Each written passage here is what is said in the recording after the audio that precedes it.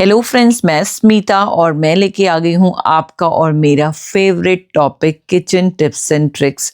Kitchen tips and tricks एक ऐसा topic है जिसमें हम काफ़ी सारे ऐसे प्रॉब्लम के सलूशन मिलकर ढूंढते हैं जो कि हमें बहुत ज़्यादा मुश्किल लगते हैं, बट एक्चुअल में उनके सलूशन काफ़ी इजी होते हैं।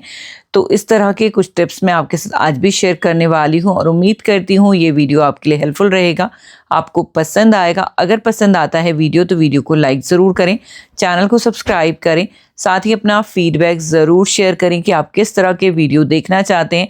इस वीडियो में आपको क्या पसंद आया, क्या नहीं पसंद आया, आप मुझे कमेंट में लिखकर बता सकते हैं। तो चलिए वीडियो स्टार्ट करते हैं।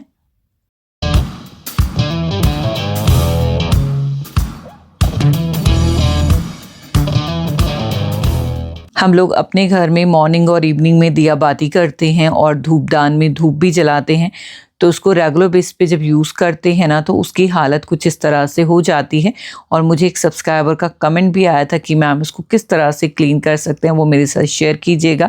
मैंने इससे पहले काफ़ी बार किया है, बट अभी विंटर्स में काफ़ी लंबा टाइम हो गया था, मैं इसे क्लीन नहीं कर पाई थी। तो इसकी हालत काफ़ी ज़्यादा ख़राब भी है इस टाइम पे। तो यहाँ पे इसको क्लीन करने के लिए मैं यूज़ कर रही हूँ पीताम्बरी और डिस लिक्विड सोप का, साथ ही यहाँ पे लेमन पील का मैंने यूज़ किया है इसको स्क्रब करने के लिए। ये बहुत अच्छे से काम करता है। आपके पास लेमन नहीं है तो आप विनेगर का भी यूज़ कर सकते हैं। इनकेस लेमन और विनेगर दोनों ही घर पे नहीं है तो आप पीताम्बरी में थोड़ा सा दही ऐड करके फिर उसको अप्लाई कीजिएगा इसके ऊपर। तो आप देखेंगे कि जो दाग हैं और जो इसमें कालापन है वो बहुत ही ईजिली निकलने लग जाएगा। तो मैं लेमन पील की हेल्प से इसको अच्छे से रब कर दूंगी और आप चाहे तो उसको थोड़ी देर छोड़ सकते हैं। मैं वीडियो बना रही थी तो मैंने डायरेक्टली इस पे मेटल वूल की हेल्प से इस तरह से क्लीन किया है। अगर आप छोड़ देते हैं तो उसको स्क्रबिंग की ज़रूरत नहीं पड़ेगी। तो यहाँ पे आप देख सकते हैं जैसे जैसे मैं उसको स्क्रब कर रही हूँ इससे सारी कालक निकलती जा रही है। तो बस इस तरह से आप कर लें। आप एक बार में नहीं निकल रही है तो आप कोई नहीं, उसको आप दोबारा से फिर से लगा के छोड़ दें और थोड़ी देर रेस्ट देने के बाद फिर हल्का सा स्क्रब करके पानी से अच्छे से वॉश कर लें। आप देखेंगे कि आपका धूपदान बहुत अच्छे से क्लीन हो जाएगा बिना किसी मेहनत के। तो बहुत ही इजीली क्लीन हो जाता है, कोई भी इसमें मुश्किल नहीं है। मैं अभी आपको एंड रिजल्ट दिखाऊंगी और लास्ट में आप थोड़ा सा सोप से इसको दोबारा से क्लीन कर सकते हैं।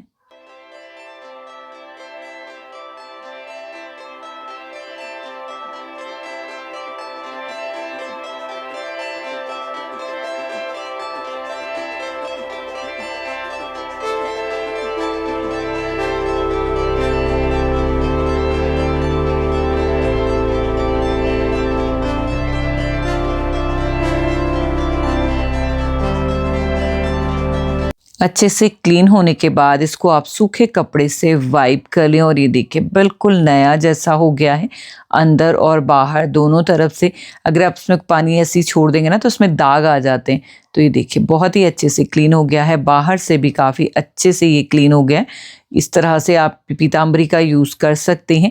अगर नहीं है घर पर पीताम्बरी कई बार तो आप दही, नमक और लेमन का यूज़ कर सकते हैं। यहाँ पर मैं आपको बिफ़ोर एंड आफ्टर पिक्चर दिखा रही हूँ, काफ़ी ज़्यादा डिफरेंस आप देख पा रहे होंगे। तो आप ये टिप ज़रूर ट्राई करके देख सकते हैं और आप इसको रेगुलर बेसिस पे अगर क्लीन करेंगे ना तो इतना गंदा भी नहीं होगा और आपको मेहनत भी ज़्यादा नहीं करनी पड़ेगी।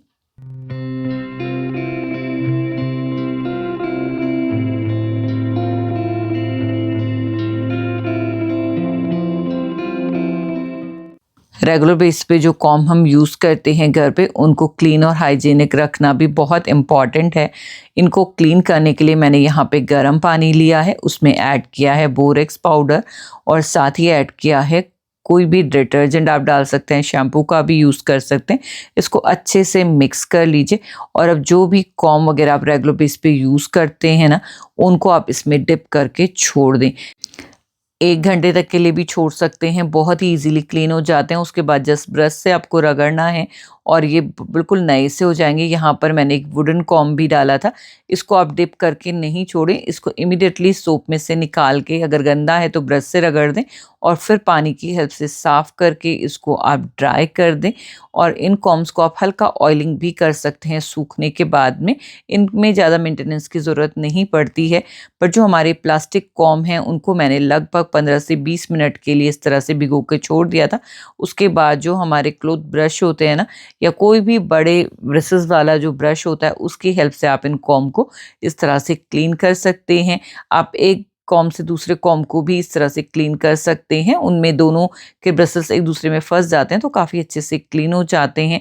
स्पेशली वो कॉम्ब जैसे हम लोग मेहंदी लगाते हैं सर पे, तो जब हम कॉम्ब करते हैं ना तो वो बहुत ज़्यादा गंदे हो जाते हैं, उनको भी आप रेगुलर बेसिस पे इस तरह से क्लीन कर सकते हैं।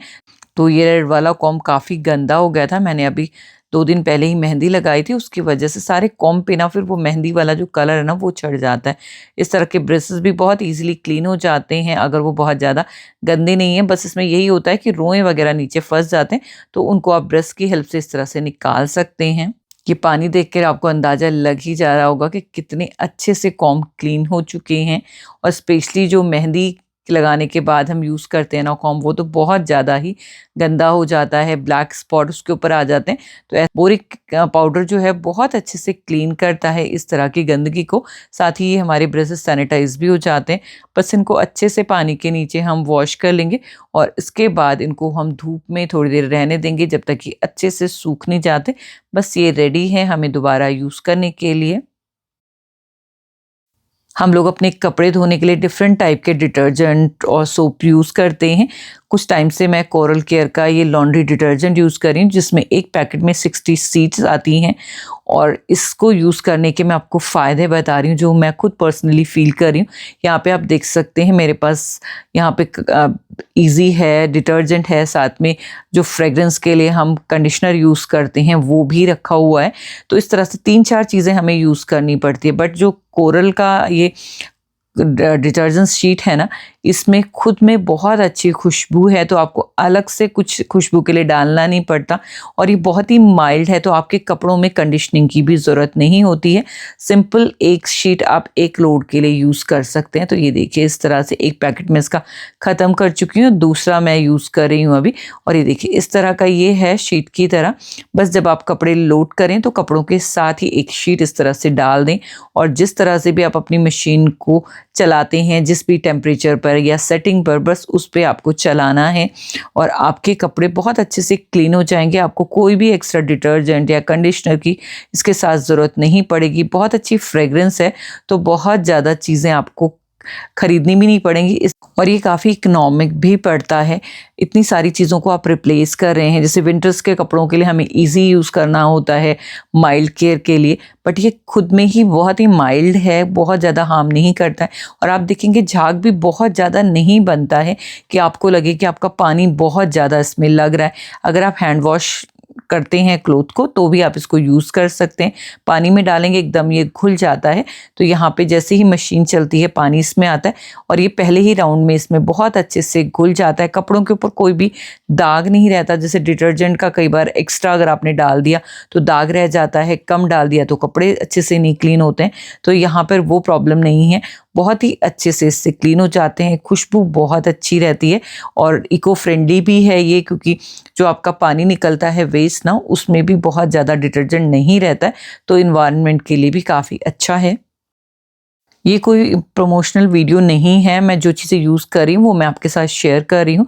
साथ ही ये बीको का डिटर्जेंट लिक्विड भी मैंने मंगवाया था, ये मुझे बहुत ज़्यादा टाइम नहीं हुआ यूज़ करते हुए, बट ये भी काफ़ी माइल्ड है। कपड़ों को ना बहुत ज़्यादा स्ट्रॉन्ग वाले जब हम डिटर्जेंट यूज़ करते हैं तो उन बहुत जल्दी डेड से लगते हैं कपड़े, उनकी चमक चली जाती है। तो इस तरह के जो इको फ्रेंडली सोल्यूशन है ना, उनकी वजह से कपड़े काफ़ी नए रहते हैं, उनमें बहुत ज़्यादा सोप नहीं जाता, तो वो एकदम ख़राब नहीं होते। एक्चुअली कई बार जो माइल्ड कपड़े होते हैं ना उनके थ्रेड भी वीक हो जाते हैं जब हम बहुत ज़्यादा स्ट्रॉन्ग चीज़ें उनमें यूज़ करते हैं। तो यहाँ पे ये 2 चीज़ें मैं अभी यूज़ कर रही हूँ। बीको का मैंने बहुत ज़्यादा यूज़ नहीं किया है, बट जो ये लॉन्ड्री शीट्स हैं इनको मैं यूज़ कर रही हूँ 2 महीने से और काफ़ी अच्छे रिजल्ट मुझे है। मैंने उसके बीच में कुछ भी और यूज़ नहीं किया है और कपड़े बहुत अच्छे से क्लीन होके आते हैं। ऐसे नहीं लगता कि आप बहुत कम इसमें झाग बन रहा है तो कपड़े क्लीन नहीं हो रहे होंगे, कि कपड़े बहुत अच्छे से क्लीन होते हैं। तो अगर आप चाहते हैं तो आप इसे ज़रूर ट्राई कर सकते हैं। मुझे तो काफ़ी अच्छा लगा इनको यूज़ करना। मंथली बेसिस पे हमारे घरों में डिश लिक्विड, साथ ही ये लिक्विड डिटर्जेंट, कंडीशनर, इस तरह के जो हम प्रोडक्ट खरीदते हैं ना, इनकी वजह से प्लास्टिक वेस्ट बहुत जनरेट होता है। तो ये जो बॉटल्स हमारे पास खाली रह जाती है ना, इनको आप रीयूज़ कर सकते हैं। आप इस तरह के रिफ़िल पैक खरीद सकते हैं। इनके काफ़ी फ़ायदे हैं। एक तो ये आपको बजट में पड़ेंगे, काफ़ी कम दाम में आपको मिल जाएंगे।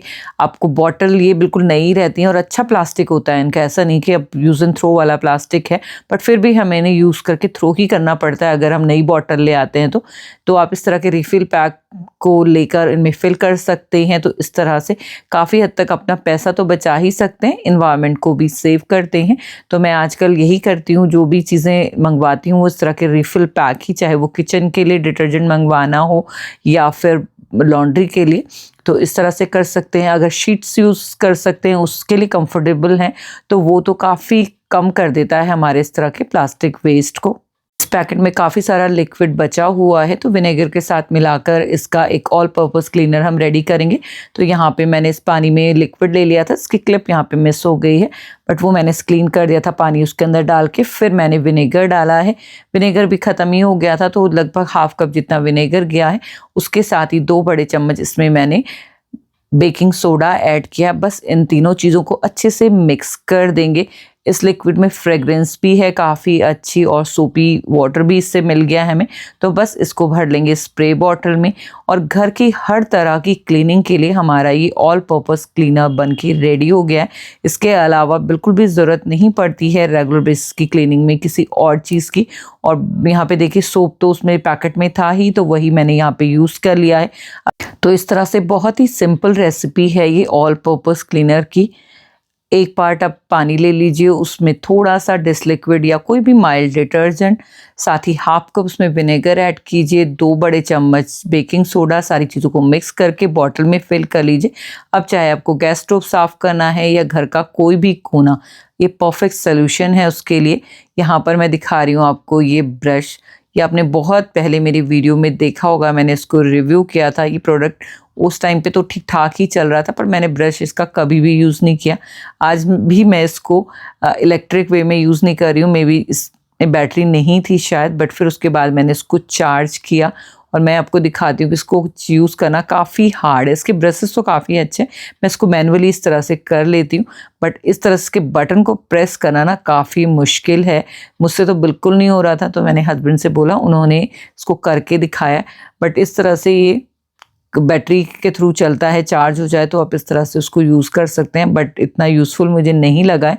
बहुत ज़्यादा हार्ड है, इसका बटन प्रेस करने में काफ़ी जान निकलती है, तो मैं इसको जस्ट ऐसे ही मैनुअली यूज़ कर लेती हूँ। तो ये वाला प्रोडक्ट अगर आप ऑनलाइन देख रहे हैं और जिस तरह से वो दिखाते हैं ना, तो काफ़ी टेम्पटेशन होती है लेने के लिए। तो मैं तो बिल्कुल मना करूँगी इस प्रोडक्ट के लिए, बहुत ही बेकार है, क्योंकि जिस तरह का इसका फंक्शन है वो तो ये करेगा नहीं, क्योंकि इसका जो बटन है ना बहुत ही ज़्यादा हार्ड है। जैसे मैनुअली ब्रश की तरह यूज़ कर सकते हैं, तो उसके लिए आप और भी सस्ते ब्रश खरीद सकते हैं मार्केट से।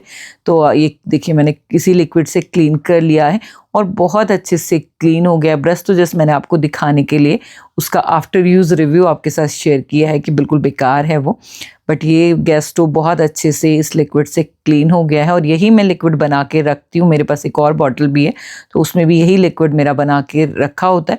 ये मैंने एक एक्स्ट्रा बना ली है। एक बाथरूम में भी अगर यूज़ करना है ना ग्लास वगैरह साफ़ करने के लिए, तो मैं इसी को करती हूँ। तो आप भी घर पर ये सिंपल सा ऑल पर्पस क्लीनर बना के रेगुलर बेसिस की क्लीनिंग के लिए यूज़ कर सकते हैं। आपने ये वाला सॉल्ट का कंटेनर बहुत पसंद किया था मेरे वीडियोज़ में, आप पहले देखते थे, बट काफ़ी लंबे टाइम से मैं इसको यूज़ नहीं कर पा रही थी, इसलिए क्योंकि इसका जो लिड है ना वो इस तरह से अलग हो गया है। अब इसमें अगर हैवी रखेंगे कुछ चीज़ हम, तो उसको उठाते टाइम ना गिरने के चांसेस होते हैं। मैं काफ़ी टाइम से उसको काफ़ी तरीके से मैंने चिपकाया, इसको ग्लू गन से, काफ़ी सारी चीज़ों से, फेविक्विक भी एक्चुअली यूज़ किया, बट उससे भी इफेक्टिवली चिपका नहीं। थोड़ी देर चिपकता था, उसके बाद निकल गया। बट इस टाइम पे मैंने ये फेविक्विक का ऑल फिक्स लिया है और ये बहुत ही अच्छे से इसमें चिपक गया था। अभी मैं काफ़ी दिन से इसको यूज़ कर रही हूँ, उसके बाद ही मैं आपके साथ शेयर कर रही हूँ। तो घर पे ये ज़रूर आप रखें, छोटी सी ट्यूब है और इससे बहुत सारी चीज़ें आप चिपका सकते हैं इस तरह से। तो ऊपर वाली साइड मैंने इसको अच्छे से फिक्स कर दिया है। काफ़ी रस्टिंग भी उसकी वजह से आ गई है, क्योंकि इसमें बहुत सारी चीज़ें मैंने ट्राई की हैं, इस बीच में ग्लू गन से किया, काफ़ी सारी चीज़ों से, बट ये काफ़ी इफ़ेक्टिव मुझे लगा। तो उसको बस ऐसे चिपका के आप छोड़ दें थोड़ी देर, जब अच्छे से ड्राई हो जाए ना, फिर उसके बाद आप इस स्लिट को यूज़ कर सकते हैं। और नीचे से इसकी सेटिंग तो अच्छे से नहीं बैठी है, बट ये अच्छे से चिपक गया है। बट अभी भी मैं इसको प्रिकॉशन के तौर पे नीचे से ही पकड़ती हूँ, बॉटल को कभी भी लिड से नहीं पकड़ती, नीचे से ही पकड़ती हूँ ताकि कई बार लूज़ ना होने के चांस रहें। बट वैसे ही अच्छे से फिक्स हो गया है। तो आप भी अगर घर में कुछ ऐसी छोटी-मोटी चीज़ों को रिपेयर करने के लिए कुछ ढूँढ रहे हैं ना, तो ये आप ज़रूर ट्राई कर सकते हैं। किचन में हमारी जो ओपन शेल्फ होती है ना, वो आप एग्री करेंगे बहुत जल्दी गंदी होती हैं, और वहाँ पर अगर जगह है ना थोड़ी सी, तो बहुत सारी चीज़ें छोटी-मोटी आप ला के रख देते हैं, तो उसकी वजह से काफ़ी क्लटर हो जाता है। तो यहाँ पर अगर आपको क्लीनिंग करनी है तो उसके लिए आप सिंपल वही जो सॉल्यूशन मैंने बनाया ऑल पर्पस, उसी से बहुत अच्छे से क्लीन कर सकते हैं। अगर बहुत बारीक-बारीक चीज़ें हैं तो उसके लिए वैक्यूम का भी यूज़ आप कर सकते हैं, और बहुत ही ईज़िली आप ओपन स्पेस को भी मेंटेन करके रख सकते हैं। हमारी किचन में यूज़ होने वाले जो नाइफ़ है ना, अगर वो शार्प नहीं है, तेज़ नहीं है, तो काम करना काफ़ी मुश्किल होता है।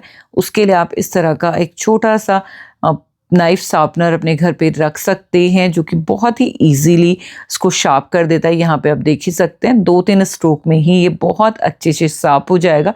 और इस तरह से जब आपके नाइफ़ अच्छे रहते हैं, तो आपको काम करने में भी मज़ा आता है। स्पेशली जब मैं ग्रीन्स चॉप करती हूँ ना, तो मुझे नाइफ़ बहुत शार्प चाहिए होता है, ताकि बारीक-बारीक वो उसे मैं चॉप कर पाऊँ। तो यहाँ पर मैं इसे आपको दिखाती हूँ पालक चॉप करके, और इससे पहले ना मैं जब इसको यूज़ कर रही थी, तो ये बिल्कुल भी अच्छे से काम नहीं कर रहा था। ये देखिए इस तरह से काफ़ी अच्छा शार्प हो गया है ये। और ये मैं बहुत ज़्यादा रेगुलर बेस पे यूज़ नहीं करती हूँ। महीने 2 महीने में कभी एक बार अगर शार्प आप कर देते हो ना, तो वो आराम से महीने 2 महीने मेंटेन रहता है।